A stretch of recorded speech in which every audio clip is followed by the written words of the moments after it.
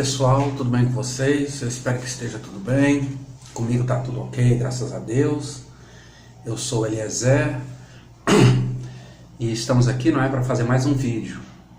Dessa vez eu gostaria de conversar com vocês a respeito de um assunto, gente, muito interessante, mas é muito interessante mesmo. Pessoal, é assim, as Testemunhas de Jeová, né, a Dona Torre, ela publica por meio das suas revistas, né, das suas publicações, isso é um ensino da Torre de Vigia, que os cristãos genuínos, os ungidos, eles passaram um bom tempo, segundo prega a Dona Torre, no cativeiro espiritual. Eles chegam inclusive a dizer que aquilo que aconteceu com a antiga nação de Israel, quando eles passaram aquele período de 70 anos no cativeiro babilônico, eles chegam a dizer inclusive que isso aí prefigura os cristãos ungidos. Muito bem, então eles dizem que esses cristãos ungidos, que começou lá com os apóstolos, né, os primeiros cristãos, os irmãos de Cristo, como eles dizem.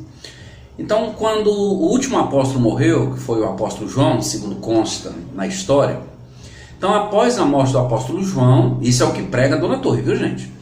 Então, houve um período de cativeiro espiritual, e esse período de cativeiro espiritual ele só veio terminar a partir do surgimento de Charles Taze-Russell, com a descoberta de verdades bíblicas, aquela coisa toda. E então, depois da inspeção do templo espiritual, que aconteceu entre o período de 1915 a 1919, eles chamam isso de período de purificação, onde, segundo eles, os cristãos de imitação, comparados a joio, foram separados.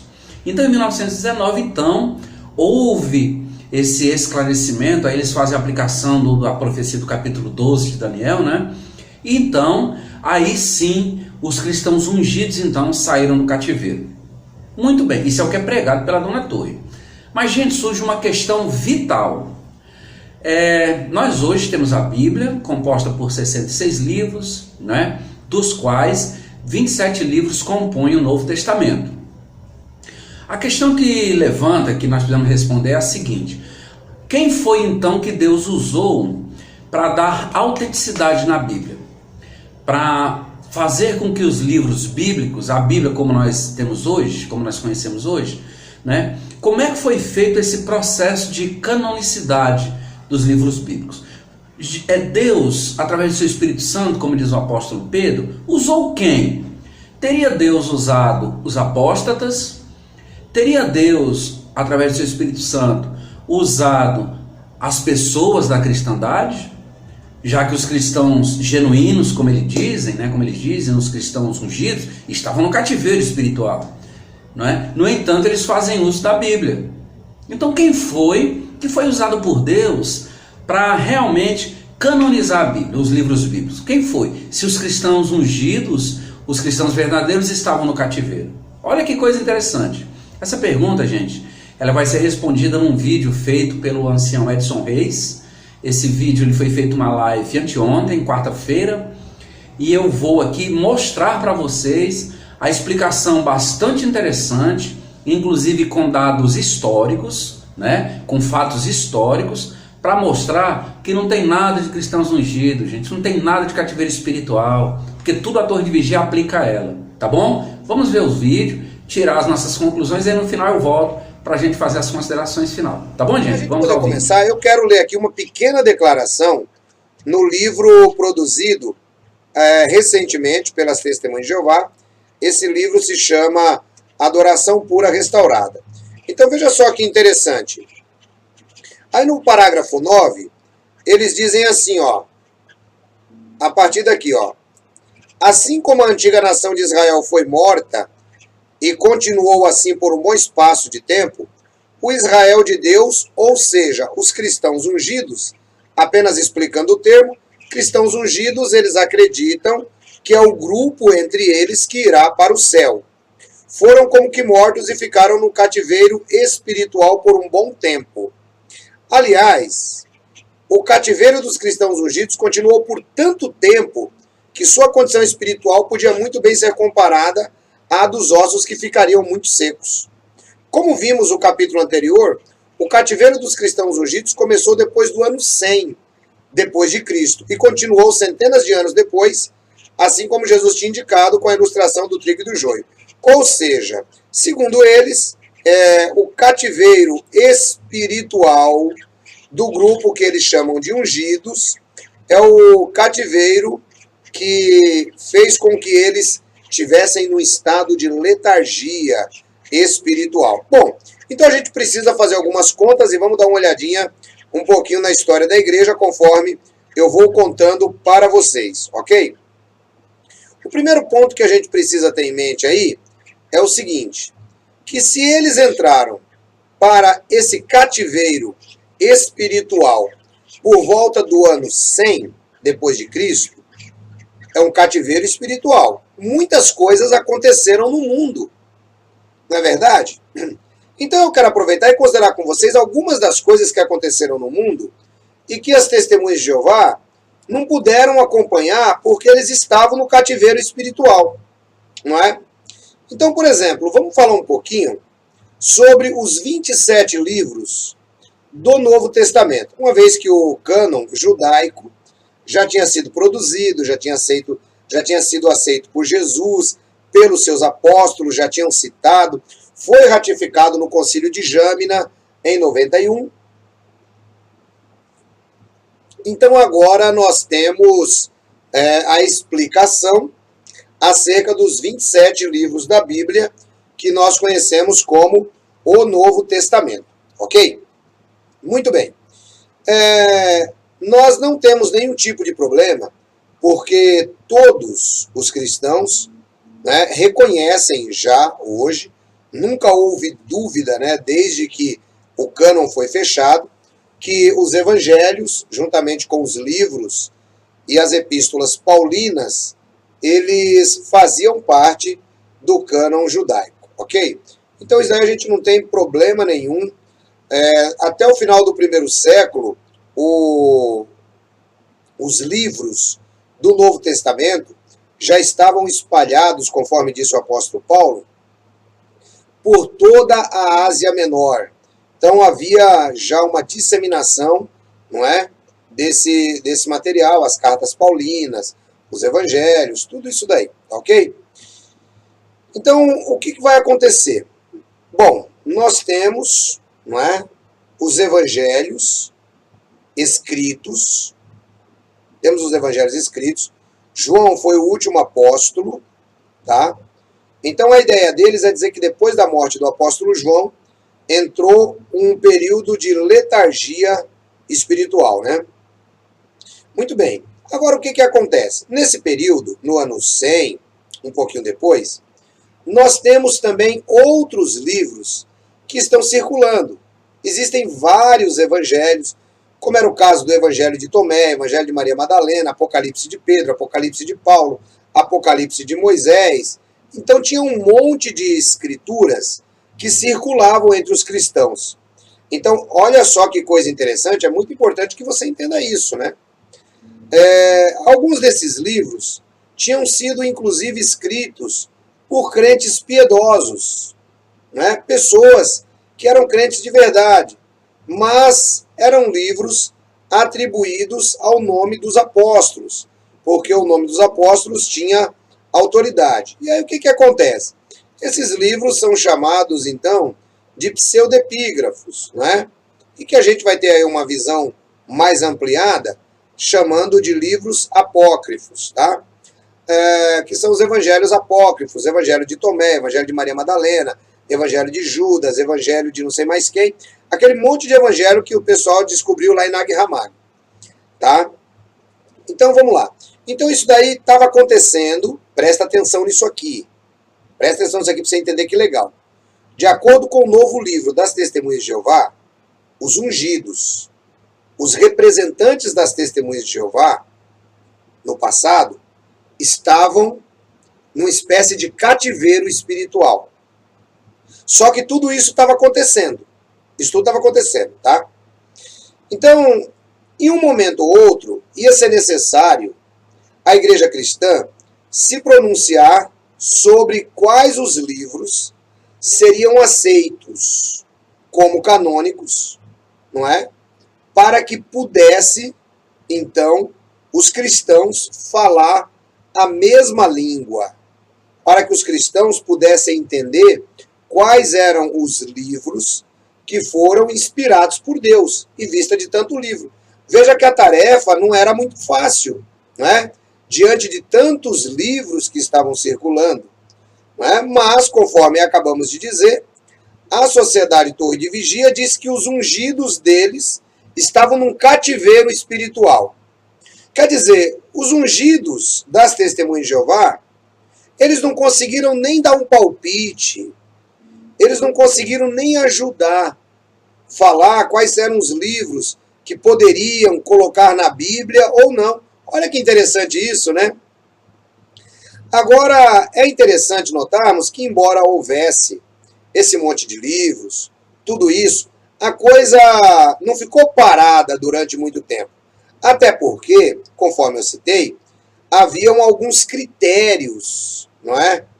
Para se determinar se os livros eram ou não inspirados por Deus. Olha que legal. Agora é interessante, pessoal, que tudo isso acontece com a ação e graça do Espírito Santo de Deus. Você entendeu? Tudo isso acontece com a ação do Espírito Santo de Deus. Então, veja só que legal, que interessante isso. A principal questão teológica que eles se deparavam, aí no caso, era como determinar tais livros. Era como determinar que livro que realmente era inspirado por Deus e o que não era. Veja, era uma tarefa difícil, né? Mas, conforme eu disse, os ungidos estavam no cativeiro espiritual, né? Então, era necessário entender. Primeiro ponto, então, que você precisa entender, era o testemunho interno do Espírito Santo. Esse era o critério essencial, tá? Para se determinar se um livro era aceito como inspirado por Deus ou não. Então, o testemunho do Espírito Santo, ele tinha que ser levado em consideração. Como a gente já comentou, tinham certos crentes individuais que eles escreveram, não é? Agora, quando o livro não era inspirado pelo Espírito Santo, esses livros eles continham falhas. Olha que coisa interessante. Então veja, havia de ter um critério importante. Então, primeiro ponto, determinar. Esse livro foi inspirado pelo Espírito Santo de Deus? Qual é o testemunho que esse livro dava à inteira igreja do Senhor Jesus? Não é? Não como uma instituição apenas, mas aos crentes. Não é? Como verificar se aquele livro ele realmente trazia para os crentes o conforto das Escrituras e as consolações do Espírito Santo? Olha só que interessante. Então a igreja cristã, embora não seja ela a responsável pelo cânon, mas é claro que Deus tem que utilizar homens. Sempre vai ser assim, né, gente? Não tem jeito. Então, quem determinou o cânon das Escrituras é o próprio Espírito Santo de Deus. Mas, é claro, né, os homens foram usados e a igreja primitiva reconheceu e discerniu a iluminação do Espírito Santo nos membros individuais que escreveram aqueles livros que foram inspirados por Deus. Ok? Então isso aí tem que ficar muito claro para nós. Nós temos várias evidências históricas do reconhecimento do cânon bíblico, que são os 27 livros. Tá? Logo no final do primeiro século e o início do segundo, isso mais ou menos até o ano 120, 130, boa parte dos livros do Novo Testamento, como eu citei, já eram conhecidas e circulavam. Só que eu quero lembrar uma coisa para vocês. Lembre-se que nós lemos no livro de Ezequiel a adoração pura restaurada da Sociedade Torre de Vigia, que durante essa época os cristãos estavam no cativeiro espiritual. Mas a Bíblia estava andando, o mundo estava rodando e tinha que definir isso daí. Quem é que o Espírito Santo estava usando então? Já que os ungidos estavam no cativeiro espiritual, os ungidos estavam no cativeiro espiritual, mas tinha que fechar o cânon.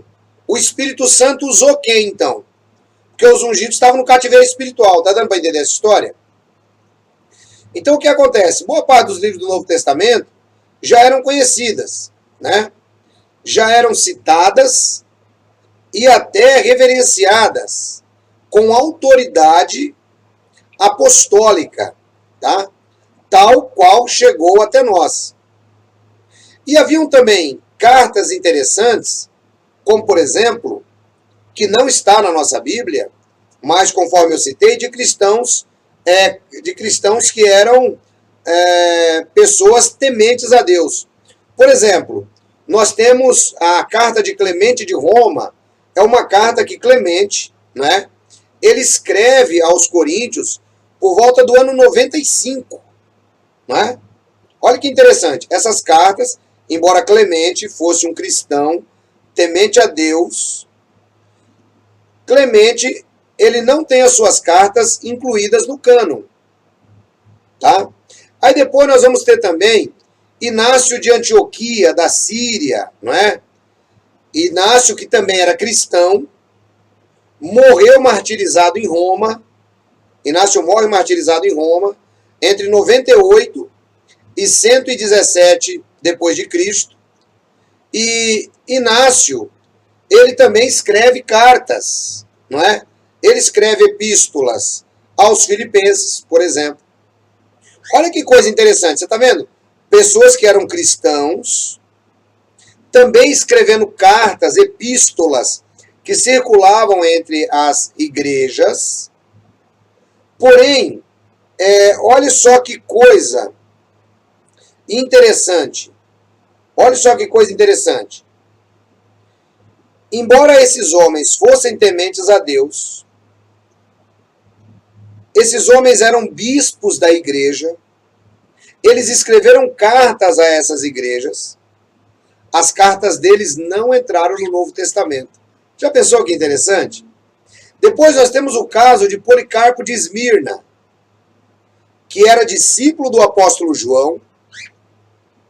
Eu sei que alguns termos que eu estou falando, talvez vocês, como ex-TJ, nunca ouviram, mas isso aqui é a história da igreja, tá, pessoal?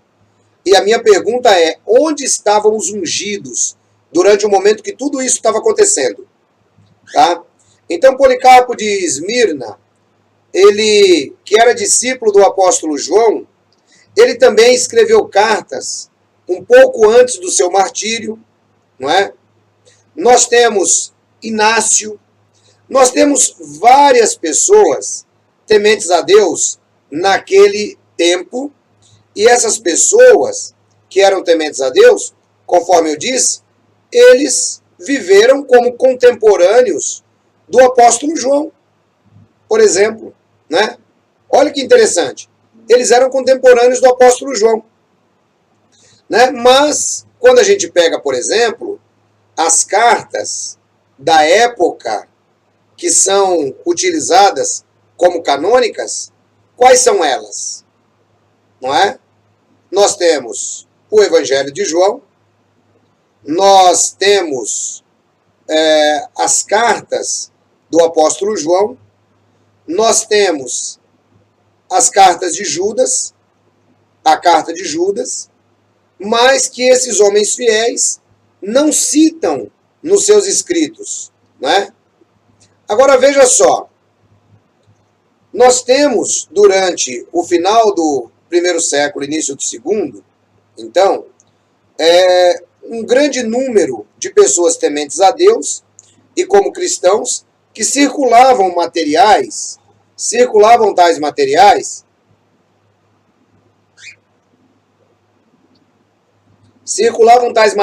durante aquele momento para a igreja, né? Na metade do segundo e do terceiro século, quando já existe mais abundância de escritos preservados, Ô, meu papaizinho, fala pro pai. Então já existe muito mais abundância de escritos preservados, não é? Nós temos então agora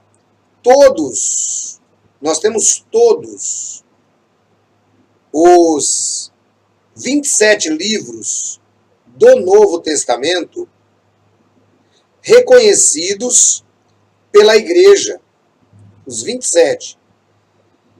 E nenhum outro livro entrou, embora escrito por pessoas que eram tementes a Deus, pessoas que serviram como bispos da igreja, inclusive o de Policarpo, de Esmirna, né, que serviu como bispo na igreja de Esmirna, aquela mesma igreja a quem Jesus dirige as palavras no Apocalipse. Tá? Então, o que é que nós vemos? Todos os livros que eram canônicos, eles passam a ser citados de modo geral, já pelos próximos cristãos, depois da morte dos apóstolos, sendo que os ungidos estavam no cativeiro espiritual. Tá dando para vocês entenderem a história? Os ungidos estão no cativeiro espiritual, mas a Bíblia está sendo, vamos dizer, composta pelo Espírito Santo de Deus, tá? A Bíblia está sendo composta pelo Espírito Santo de Deus e está usando homens para travar essa fala, tá? Embora alguns embates existiram entre esses homens, claro que tudo foi para que o cânon do Novo Testamento pudesse ser firmado, tá, pela igreja cristã diante da evidência do Espírito Santo. Então nós temos, por exemplo, alguns nomes importantes que estavam trabalhando nessa época, mas os ungidos das Testemunhas de Jeová estavam no cativeiro espiritual. Então nós temos, por exemplo, Orígenes, não é? Orígenes de Alexandria, que viveu por volta do ano 185 até o ano 250, aproximadamente. Nós temos Orígenes. Nós temos Eusébio de Cesareia, não é? Que escreveu o livro História Eclesiástica, que é um livro muito bom. É um livro muito bom, não é? Aí eles têm alguns debates, né? Por exemplo, Orígenes, ele lança algumas dúvidas sobre a carta aos Hebreus, sobre a carta de 2 Pedro, sobre a carta de 3 João e Tiago. Mas, nesse período, o assunto de canonicidade dos livros estava sendo guiado pelo Espírito Santo. Veja, nós já estamos aqui por volta quase do ano 300, tá? Já estamos aqui quase por volta do ano 300. E os ungidos das Testemunhas de Jeová estavam no cativeiro espiritual. Eles não tiveram a oportunidade de ajudar a debater, né? Eles não foram usados pelo Espírito Santo para poder fechar o cânon da Bíblia. Olha que coisa interessante, né? Então, veja só. Então, nesse período, o assunto de canonicidade, ele passa a ser debatido e defendido pelos pais da igreja, enquanto os ungidos estão no cativeiro espiritual. Não é? Enquanto isso, o que é que acontece? Aparece um herege chamado Marcião, colocando em xeque algumas partes das escrituras. Esse cara, ele é rejeitado e ele é excomungado pela igreja. Não é? Além de que naquela época também haviam os gnósticos tentando colocar suas próprias posições com seus evangelhos gnósticos. Aí o que acontece? Agora vocês vão se pasmar. Agora vocês vão ficar pasmados com o que eu vou dizer para você. Presta muita atenção no que eu vou dizer aqui agora. Deixa eu só localizar aqui. Deixa eu... Ah, opa, pera lá. Qual livro que você quer, pai? Pera aí que o pai tá procurando. Pera aí, calma. Só um minutinho. Deixa eu achar aqui um livro. Só um instantinho aí, pessoal. Essa informação aqui ela é muito interessante. Vocês precisam dessa informação para entender a história. Espera só um pouquinho, ó. Eu sumo aqui, mas eu volto. Espera aí. Deixa eu pegar aqui um livro. Opa. Pronto, já peguei o livro. Ok, vamos lá. Já peguei o livro e já voltei. Olha só, esse livro aqui, que é o livro Raciocínios, à base das Escrituras, ele fala sobre um certo homem chamado Atanásio. Já ouviram falar em Atanásio? Já ouviram falar? Mas em onde você pôs meu óculos, hein? Será que você pode falar para o pai? Já ouviram falar em Atanásio? Pois é. Aqui, ele diz assim, ó. Trindade. A doutrina fundamental das religiões da cristandade, segundo o credo de Atanásio. Veja, que é só para você entender que a Torre de Vigia cita o Atanásio. Há 3 pessoas divinas, tal. Então, segundo a Torre de Vigia, o pai da Trindade é Atanásio. Segundo a Torre de Vigia, o pai da Trindade é Atanásio. Aí você fala assim, mas tá bom, assim, e o que tem isso aí a ver com o cânon bíblico? Então, o que tem isso a ver com o cânon bíblico é que no ano 367, Atanásio, o mesmo pai da Trindade, ele apresenta a lista dos livros canônicos do Novo Testamento, incluindo todos os 27 e apenas estes. Os livros que nós temos hoje, pasmem,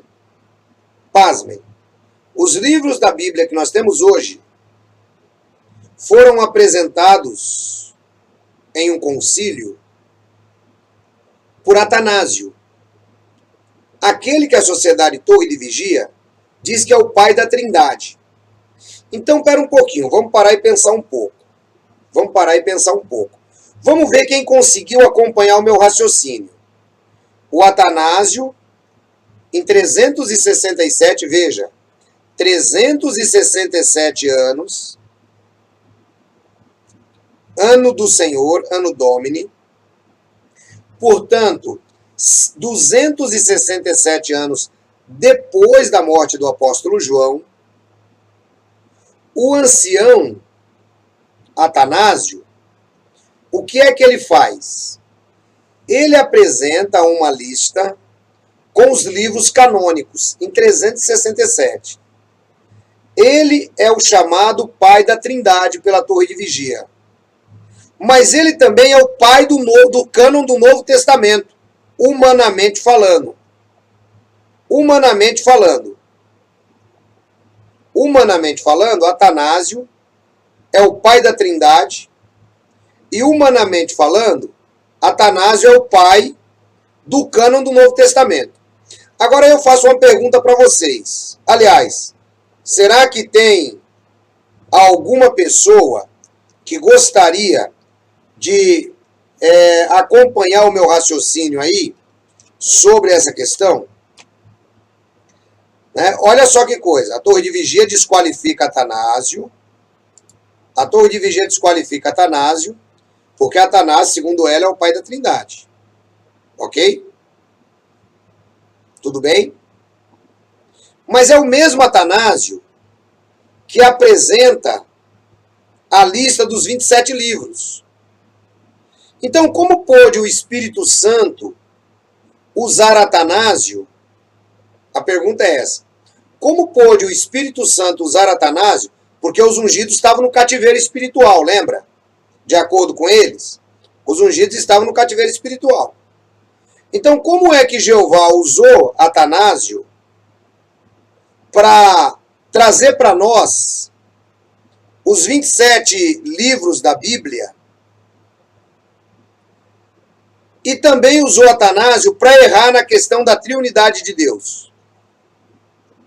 Como é que a gente faz com isso? Essa é uma pergunta que a Sociedade Torre de Vigia precisa explicar. Porque os ungidos deles estavam dormindo. Os ungidos estavam dormindo. Estavam no cativeiro espiritual. Os coitados dos ungidos das Testemunhas de Jeová não puderam participar no cânon bíblico. Olha que coisa. Porque eles estavam no cativeiro espiritual. É mole. Aí o Atanásio foi lá e falou assim, não, ó, tem 27 livros aqui. O Atanásio era católico. Só para vocês entenderem a história. O Atanásio era católico. Tá? E aí, como é que a gente faz? E aí, 30 anos depois, no Concílio de Catargo, a igreja reconhece oficialmente a lista apresentada por Atanásio. Olha só que coisa. Para quem pensar que a igreja cristã era bagunçada, está enganado. Atanásio apresenta essa lista em 367. 30 anos depois, no Concílio de Cartago, é que a igreja reconhece oficialmente os 27 livros da Bíblia. Veja, 30 anos depois. Mas os ungidos estavam no cativeiro espiritual. Eles não acordavam. Entendeu? Os ungidos das Testemunhas de Jeová, esses, que hoje a salvação é só através deles. Isso, esse pessoal aí. Esse pessoal que diz que sem eles você não pode fazer nada. Isso, esse mesmo pessoal aí. Eles estavam dormindo. E o pessoal da Igreja Católica lutando, batalhando para tentar pegar os livros que o Espírito Santo inspirou. Olha que legal isso. 397, no Concílio de Cartago, a igreja finalmente reconheceu. Ótimo. Só que é o seguinte, reconheceu, mas também não falou assim, ó, vamos pegar logo aí e já está tudo certo. Não. Pessoal, presta atenção. Isso só vai acontecer finalizando no Concílio de Hipona, em 419 depois de Cristo. Ou seja, de 367 até 419, a igreja cristã ponderou a decisão do Espírito Santo, o pai do cânon verdadeiro, e durante todo esse tempo, a igreja só vai bater o martelo em 419 depois de Cristo. Você vê, até o ano 419, os ungidos das Testemunhas de Jeová, eles não participaram em nada. Eles não participaram em nada. Nada. Isso, não participaram em nada. Eles falam que os ungidos, depois do ano 100, entraram para o cativeiro. Entraram para o cativeiro. Enquanto eles estão no cativeiro, pensando,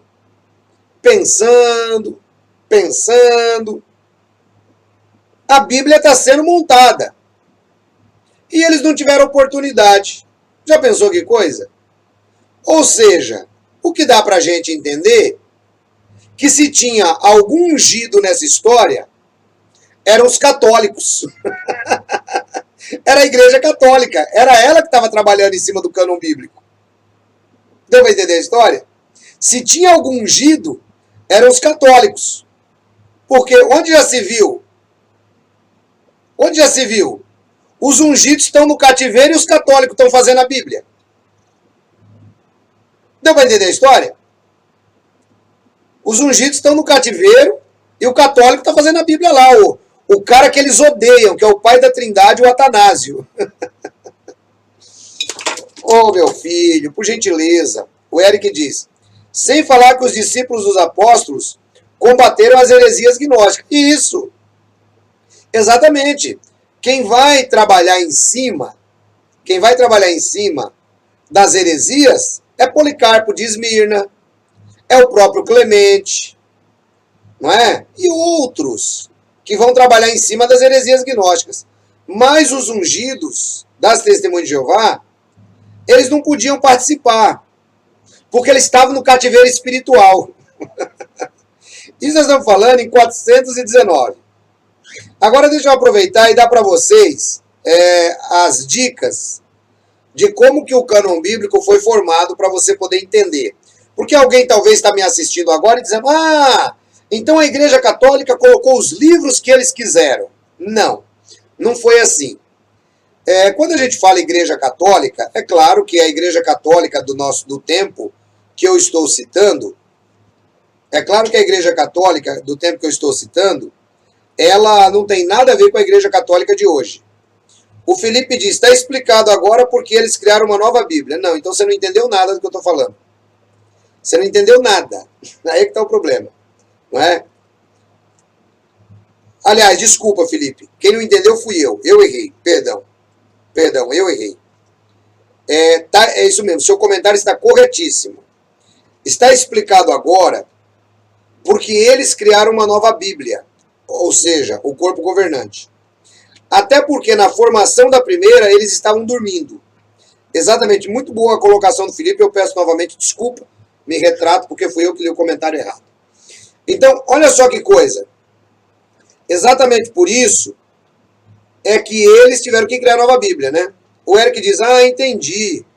Agora, tudo que foi compilado só tem aplicação para eles. Então, eles estavam no cativeiro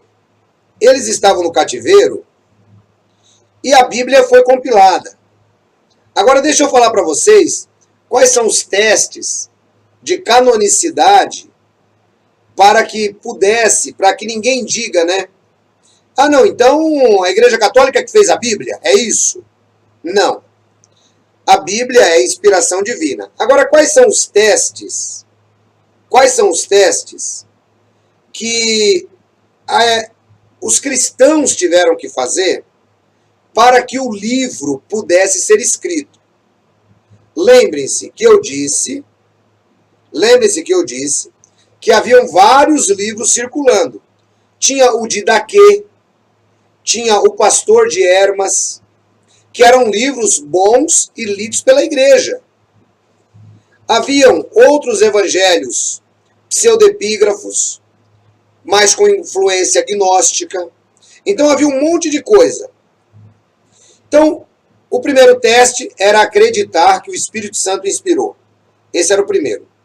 Depois, eles tinham que ter um segundo padrão para poder colocar esse livro na Bíblia. Então eles pegavam, por exemplo, a carta de Clemente de Alexandria. Numa comparação. Pegava a carta de Clemente e pegava a carta do apóstolo Paulo. Então, aqui estava o teste da apostolicidade. Então, os livros que viriam a constar no cânon como primeiro parâmetro que deveria ter é que se eles tinham sido escritos por um apóstolo do Senhor ou alguém que foi ligado aos apóstolos. Então era necessário, para reconhecer o livro pertencente ao cânon, presta atenção, gente. E isso levou até o ano 419. Mas, vejam só, o primeiro padrão. O primeiro padrão era, esse livro foi escrito por um apóstolo ou alguém associado com ele? Então aí começou a ficar fácil. Então eles pegaram, por exemplo, no primeiro teste, quais eram os livros? Eles tinham um monte de livro, tá? Essa foi, inclusive, a regra que o Atanásio ajudou aí, tá? Então, eles tinham lá Mateus, Marcos, Lucas e João. Esses 4 evangelhos. Mateus era apóstolo, Marcos era primo de Pedro e associado aos apóstolos, Lucas era colaborador do apóstolo Paulo e João era apóstolo. Então, esses 4 aqui já estão separados para o cânon bíblico. Veja, Atanásio começou isso em 367. Esse foi o pensamento de Atanásio. Aí depois, quais eram os outros livros? Atos dos Apóstolos. Foi escrito por Lucas. Lucas era associado de Paulo. Então veja que esse livro aqui já passou no teste da canonicidade. Esses livros. Aí depois vem as 13 cartas paulinas, que dispensa apresentação. Então pronto, isso aqui já entrou de baseada para o Novo Testamento. Depois nós vamos ter a carta aos Hebreus, que ficou em dúvida, inclusive Orígenes, ele era contra a carta aos Hebreus. Atribui-se a escrita da carta aos Hebreus a Clemente. Eu particularmente acredito que Paulo escreveu a carta aos Hebreus. Alguns atribuem também a Apolo, mas devido ao conhecimento judaico e às aplicações feitas a Cristo como tipos e antitipos proféticos, a carta ela é aceita. Depois nós temos Tiago, né, que era irmão do Senhor. Depois nós vamos ter, Tiago era irmão do Senhor, não. Tiago, exatamente. Tiago, o discípulo irmão do Senhor. Depois nós vamos ter as cartas de Pedro. Por último, as cartas de João e de Judas. Ok? Então, pessoal, olha que interessante. Com o teste de apostolicidade, ficou claro para Atanásio separar esses 27 livros. Os outros já foram rejeitados. Depois, qual é o próximo teste? É o conteúdo dos livros. Tá? O conteúdo, ele era um critério importante para se determinar a canonicidade dos livros. Como que eles deveriam encarar isso? Não é? Por exemplo, os livros não poderiam estar em desacordo com o padrão doutrinário e moral dos que foram recebidos através dos apóstolos. Então, o livro tinha que bater com o que os apóstolos escreveram e com o que Jesus ensinou. Foi assim que muitos livros, esses que agora encontraram, por exemplo, né, lá em Nag Hammadi, foram considerados como heréticos e foram repudiados pela igreja. Ou seja, não é que a igreja católica decidiu, entra esse, não entra esse, entra esse, não entra esse. Esses dias atrás, eu estava assistindo um documentário interessante. E veja como as pessoas não conhecem a história, né? O cidadão do documentário dizia, por exemplo, que foi Constantino quem aceitou o cânon bíblico. Constantino está em 325, no Concílio de Nicéia. O cânon bíblico começa a ser discutido mesmo, conforme nós vemos, depois do Concílio de Nicéia. Não é? É no Concílio de Catargo e depois ratificado no Concílio de Hipona. Entendeu? Então não tem nada a ver uma coisa com a outra. Tá? Depois eles vão, diante desses critérios, eles agora vão dar uma olhadinha nas evidências internas do livro. Não é? É mais ou menos como se esses livros eles fossem a nossa Bíblia com referência. Entendeu? Eles vão ter que dar uma olhadinha nisso. Eles entendem assim, então, que esses livros, os 27, conforme sugeridos por Atanásio, eram os livros inspirados por Deus. Então veja, diante de toda essa história, onde é que estavam os ungidos das Testemunhas de Jeová? Eles não participaram no cânon do Velho Testamento, eles não participaram Em nenhum concílio da igreja cristã, eles não estavam lá. Eles não participaram em ajudar a fazer os testes de apostolicidade. Eles não ajudaram a fazer os testes para verificar a canonicidade do livro. Eles não ajudaram nada. Mas, conforme você viu, e eu já vou trazer para você aqui, rapidamente, porque talvez você pegou esse vídeo mais no fim, né? Talvez você pegou esse vídeo mais no fim. Então, eu quero só mostrar para você dar uma olhada nisso aqui, ó. Olha só que coisa interessante. Eu vou sumir só um minutinho. E aí a gente vem aqui, ó. Olha só. Como vimos no capítulo anterior... Opa. Eu vou colocar aí para vocês. Ah, já coloquei. Como vimos no capítulo anterior, o cativeiro dos cristãos ungidos começou depois do ano 100, depois de Cristo. E continuou por centenas de anos, assim como Jesus tinha indicado com a ilustração do trigo e do joio. Pessoal, vocês percebem quão grave essa doutrina que eles colocaram? Vocês percebem quão grave é? Porque eles ainda colocam que eles estavam no cativeiro espiritual, porque eles eram trigo. Então quem fez a Bíblia foi o joio? Ou será que o joio era o trigo e eles eram o joio? Gente, vocês viram aí? Você vê, gente, que quando a gente sai da torre, que aquele processo de lavagem cerebral é interrompido, que a gente começa a raciocinar, a gente vê, pessoal, que aquilo ali não tem sentido. Aquelas coisas que nós aprendemos lá são coisas sem pé, sem cabeça, não tem fundamento nenhum. Você veja que, como foi mostrado aí no vídeo, onde é que estava então a testemunha de Jeová, os cristãos ungidos? Segundo eles, estavam no cativeiro. Enquanto isso, a Bíblia estava sendo organizada. A igreja, ela estava em curso. Aí em 1870 aparece o seu Charles Taze Russell. Aí ele morre em 1916, em 1917, 1918, 1919, já com aquele senhor, né? Bebedor de uísque, contrabandista de uísque lá do Canadá, viu, gente? O senhor J.F. Rutherford. Aí Deus, então, tirou ele do cativeiro espiritual. Gente, pelo amor de Deus, vocês já pensaram num negócio desse? Então é essa religião que diz que é a única religião verdadeira. Sendo assim, então a Bíblia como nós temos hoje, e que eles usam, até adulteraram, né, a tradução do Novo Mundo, dizendo que é a palavra de Deus, realmente eles então usam uma Bíblia que ela foi organizada e chegou até nós como está hoje.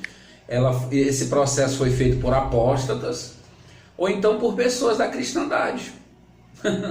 Não é? Não tem sentido o que eles ensinam não, pessoal, tá bom? Então ficou bem claro e evidente aí no vídeo. Eu quero agradecer o apoio de vocês aqui no canal, né? Nós estamos chegando a 1.700 inscritos, eu realmente estou surpreso, né? Eu vou fazer um outro vídeo daqui a pouco, ainda hoje, já, né? São 10 para as 4 agora aqui em Fortaleza da tarde. Eu estou em casa, acabei de tomar um banho, né? Almocei. E hoje, gente, eu recebi eu acho que mais de 15 WhatsApp hoje, do Brasil inteiro. Pessoas da Bahia, de Brasília, de São Paulo, do Paraná, pessoas de Pernambuco. E tem um assunto bem interessante que eu quero mostrar para vocês daqui a pouco. Eu quero fazer um vídeo já, né? Vou fazer, editar tudo direitinho e colocar aqui no canal, tá bom? Então quero agradecer o apoio, né? Compartilhe nossos vídeos, é um pedido que a gente faz, né? Deixa o seu like, o seu dislike. Se você não está inscrito no canal, se inscreva no canal para nos ajudar a alcançar mais pessoas, né? Aí mais para frente no YouTube, tá bom, gente? Então, boa tarde a todos, fiquem todos com Deus, fiquem na paz de Jesus Cristo e até daqui a pouco, tá bom? Tchau, gente.